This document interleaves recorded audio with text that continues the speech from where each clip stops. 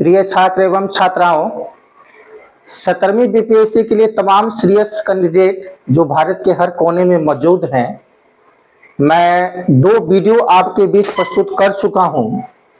मुझे आशा है कि आप लोगों को वीडियो अच्छा लग रहा होगा और मैं आज तीसरा वीडियो आप लोग के बीच दिनांक 5/10/2024 को चारवीं पूजा मां शारदे का चौथी पूजा के दिन 1857 के टॉपिक्स को आगे बढ़ाते हुए मैं इस वीडियो को आप लोग के बीच प्रस्तुत कर रहा हूं। अभी 1857 की क्रांति में कई ऐसे भाग हैं जो आप लोग के लिए बहुत ही इंपॉर्टेंट है परीक्षा के व्यू से। मैं आज उसको तीसरा वीडियो आप लोग के बीच प्रस्तुत कर रहा हूं और वो तीसरा वीडियो में है 1857 की क्रांति का स्वरूप।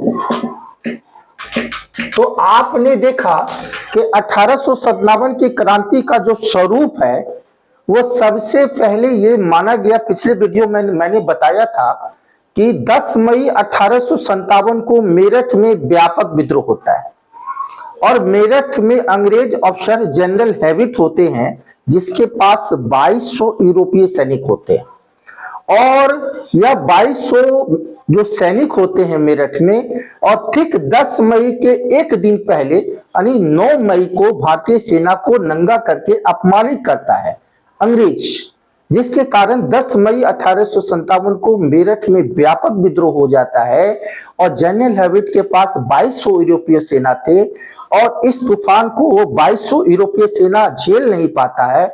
अंततः नतीजा यही होता है कि 10 मई 1857 को मेरठ पर भारतीय सेना का कब्जा हो जाता है और मेरठ में भारतीय सेना का नेतृत्व कदम सिंह के द्वारा किए जाते हैं।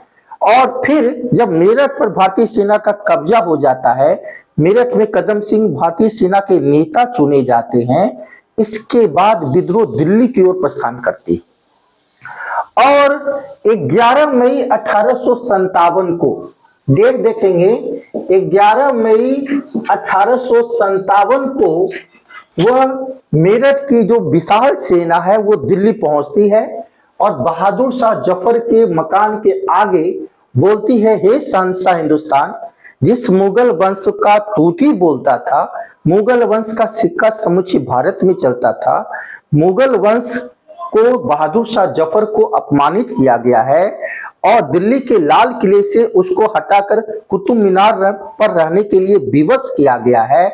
इसलिए मैं चाहता हूं, तमाम भारतीय सेना चाहती है कि आप मेरा नेता चुने जाइए। और अंततः बहादुर शाह जफर भारतीय सेना की फरियाद को सुन लेते हैं और अंततः 12 मई 1857 को जो है दिल्ली पर 12 मई 1857 को दिल्ली पर जो है भारतीय सेना का कब्जा हो जाता है। लेकिन इस कब्जा के पीछे 12 मई 1857 को जो दिल्ली पर कब्जा हुआ, इसमें कंपनी के राजनीतिक एजेंट थे साइमन फ्रेजर। ध्यान दीजिएगा, कंपनी के जो राजनीतिक एजेंट थे उसका नाम है साइमन फ्रेजर। यह दिल्ली में मारा जाता है। कंपनी के राजनीतिक एजेंट का नाम है साइमन फ्रेजर, वो मारे जाते हैं दिल्ली में।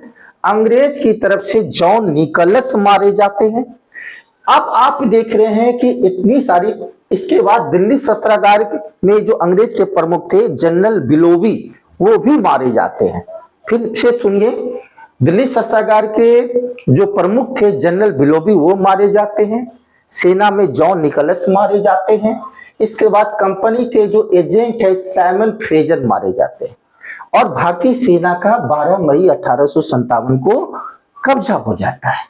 अब जब 12 मई 1857 को भारतीय सेना का कब्जा हो जाता है तो बहादुर शाह जफर के जो सेनापति हैं उसका नाम है बख्त खां।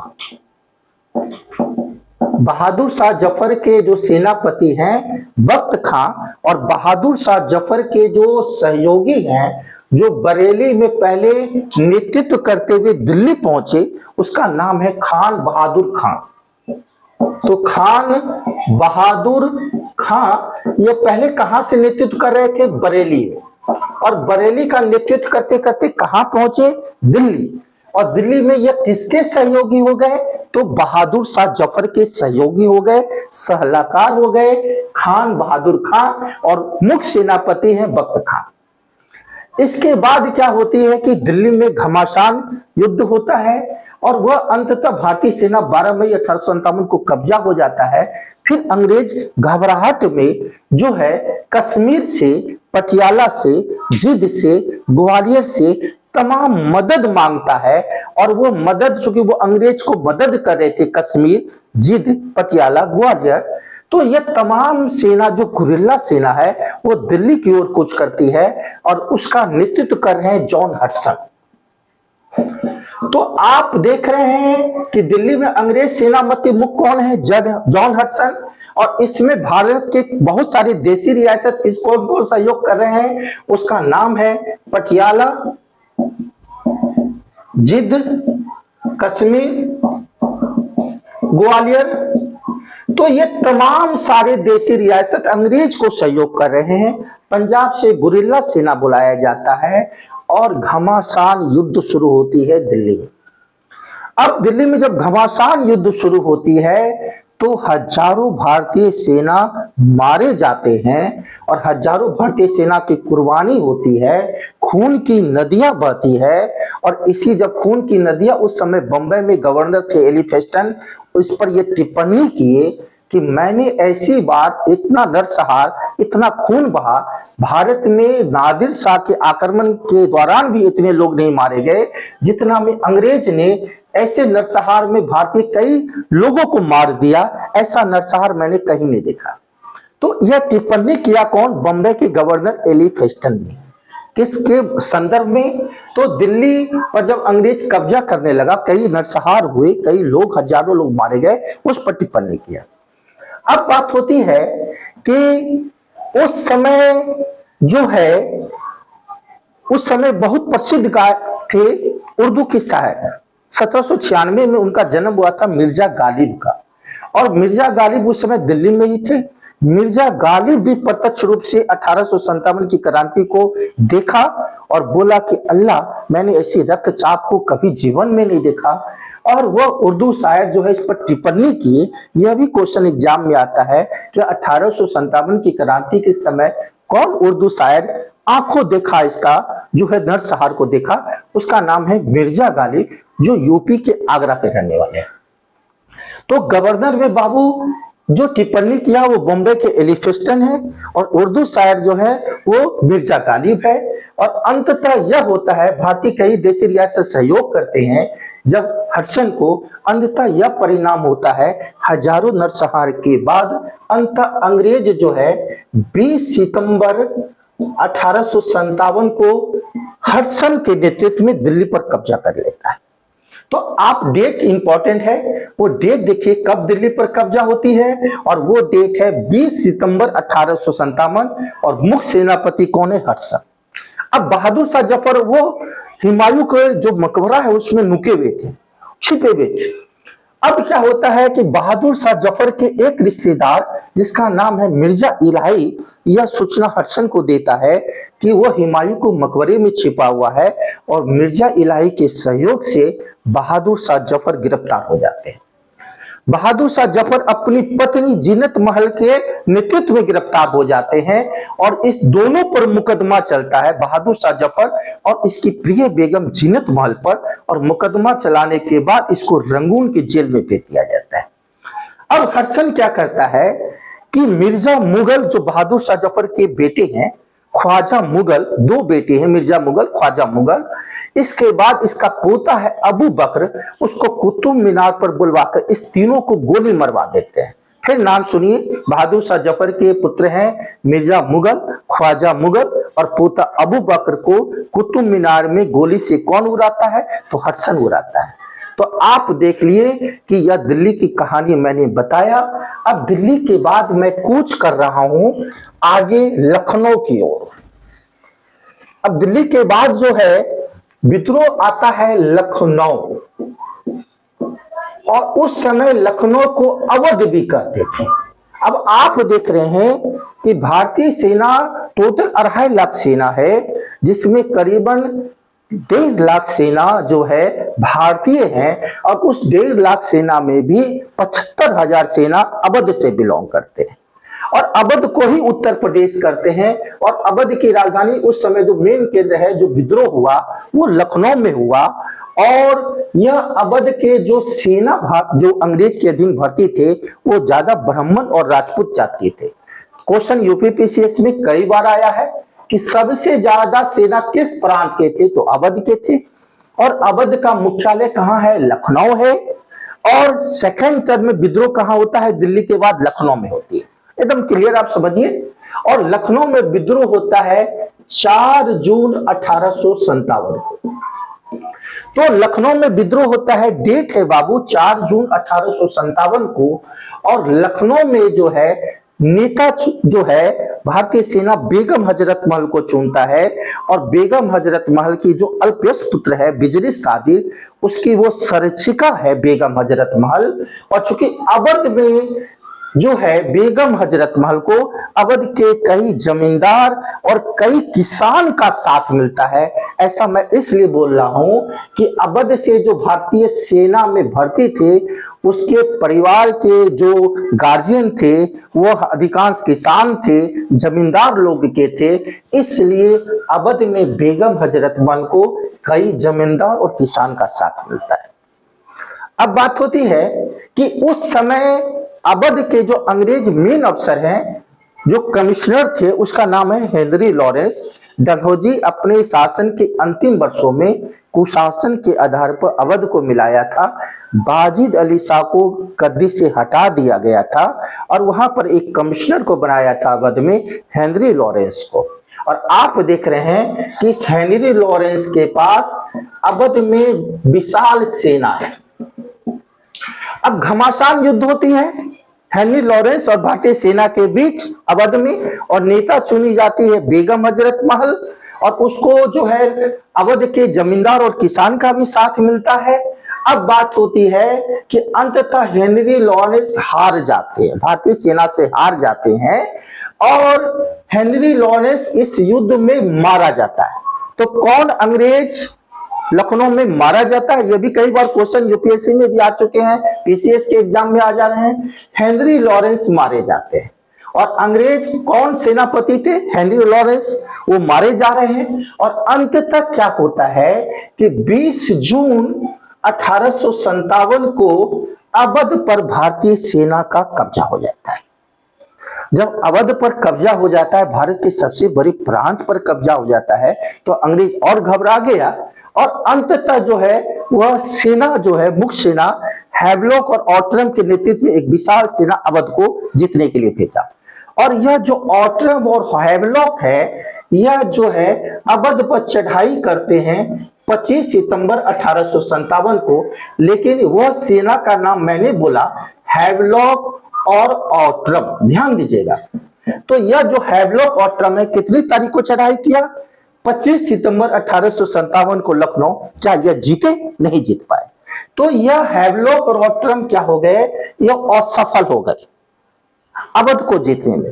अंत में ब्रिटेन के मुख्य सेनापति कॉर्नेल कैंपबेल को बुलाया जाता है गोरखा रेजिमेंट के द्वारा। और कॉर्नेल कैंपबेल क्या करता है, हैवलॉक ऑटरम को मिलाकर एक विशाल सेना बनाता है। उसमें गोरखा रेजिमेंट के बहुत फुर्तीले सैनिक होते हैं। और अंततः यह नतीजा निकलता है कि जो है अप्रैल 1858 को अंग्रेज का हैवलॉक, ऑटरम और कॉर्नेल कैंपबेल के द्वारा जो है अवध को जीत लिया जाता है।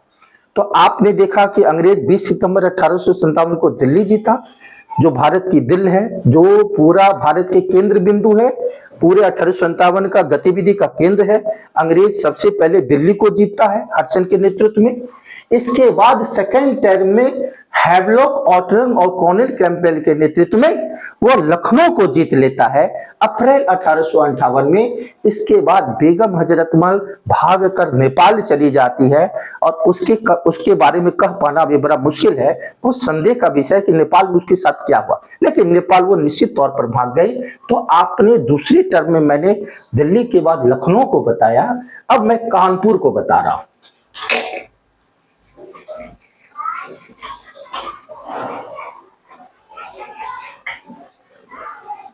अब तीसरा टर्म कौन है? तो तीसरा टर्म है कानपुर, और कानपुर में जो गदर होती है वो होती है 5 जून 1857। अब बताइए कि कानपुर में 5 जून 1857 को विद्रोह भारतीय सेना घुसते हैं, और उस समय कौन है? तो नाना साहब है, जिसको धोदू पंडित कहा जाता है। नाना साहब किसके लड़के हैं? तो बाजीराव द्वितीय, ये अंतिम पेशवा थे, और उसकी पेंशन 8 लाख सालाना तय की गई थी अंग्रेज के द्वारा कि आपको 8 लाख सालाना मिलेगा बाजीराव द्वितीय को।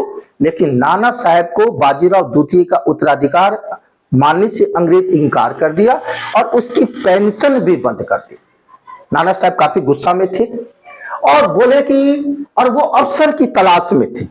तो जैसे 5 जून 1857 को भारतीय सेना कानपुर पहुंचा, जो अफसर की तलाश में थे नाना साहब, जिसको धोदू पंडित कहते हैं, उस अफसर को उन्होंने अच्छा से संभाला और बोला कि ठीक है, हम भारतीय सेना का नेता बनने के लिए तैयार हैं और मैं कानपुर में फिर अंग्रेज से टक्कर लूंगा।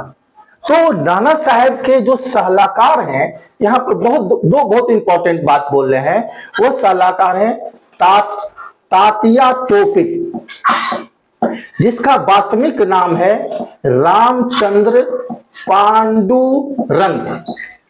तो नाना साहब जो धोदू पंडित है, उसके चीफ कमांडर है तात्या टोपे, और ये तात्या टोपे एक कुशल सैनिक है और इसीलिए इसको इटली की गैरीबाल्डी के नाम से भी जाना जाता है। गैरीबाल्डी विश्व में बहुत अच्छे सैनिक रूप में कमांडर थे, इसलिए 1857 में इटली की गैरीबाल्डी की संज्ञा किसको दिया गया है? तात्या टोपे को दिया गया है। यह कुशल कमांडर थे नाना साहब के, और नाना साहब के मुख्य सलाहकार थे अजीम उल्ला, और नाना साहब के मुख्य सलाहकार जो अजीम उल्ला थे, ये काफी पढ़े लिखे लोग थे और कूटनीतिक में दक्ष लोग थे। इसकी विदेश नीति काफी मजबूत थी, इसलिए नाना साहब धोदू पंडित बहुत भरोसा करते थे अजीमुल्ला पर, इसके प्रतिभा के कारण। इसलिए अजीमुल्ला को अपना पेंशन को चालू करवाने के लिए इसको ब्रिटेन भी भेजा था, लेकिन अजीमुल्ला इसमें असफल हो गए। लेकिन निश्चित तौर पर बहुत अच्छे सलाहकार थे, बहुत अच्छी विदेश नीति थी, बहुत पढ़े लिखे लोग थे, कूटनीतिक विदेश नीति इसकी अच्छी थी।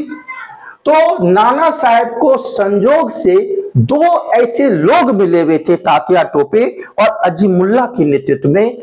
इसके बाद नाना साहब जो है वो युद्ध की घोषणा होती है, और उस समय कानपुर में जनरल व्हीलर है अंग्रेज, और 27 जून 1857 को जनरल व्हीलर हार जाते हैं और भारतीय सेना का कब्जा कानपुर पर हो जाता है 27 जून 1857। अब मैं बहुत सारी बात को उजागर करता हूं। जब अंग्रेज भागे जा रहे थे, भारतीय सेना से भयभीत थे, तो वह इलाहाबाद में गंगा नदी को पार कर रहे थे, और एक जगह का नाम है सती चौरा। बहुत इंपॉर्टेंट बात है, वो जगह है सती चौरा।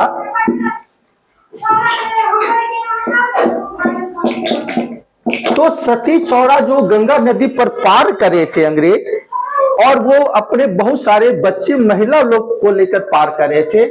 इस सती चौरा में कई अंग्रेज बच्चे और महिला को मारा जाता है, सती चौरा। तो पूछा जाएगा कि सती चौरा वाला कांड 1857 में कहां अंजाम दिया गया? तो कानपुर में दिया गया। जब कानपुर में भारतीय सेना का कब्जा 27 जून 1857 को हो गया, जनरल व्हीलर हार गए, तब वो भगदड़ मच गई और बहुत सारे बच्चे महिला को जो भागने लगे, तो सती चौरा जगह पर बहुत सारे महिला और बच्चे का कत्लेआम किया गया। फिर दूसरा कत्लेआम किया गया बीबीगंज में। तो दो जगह जो है अंग्रेज का और बच्चे और महिला का कत्लेआम किया गया। और बहुत ही रोचक बात है कि उस समय कानपुर में एक बहुत बड़ी नर्तकी थी जिसका नाम अंजनी बाई, और बड़ी वीरता के साथ वो कानपुर में अंग्रेज का लोहा ली। अंजनी बाई बहुत इंपॉर्टेंट चीज है।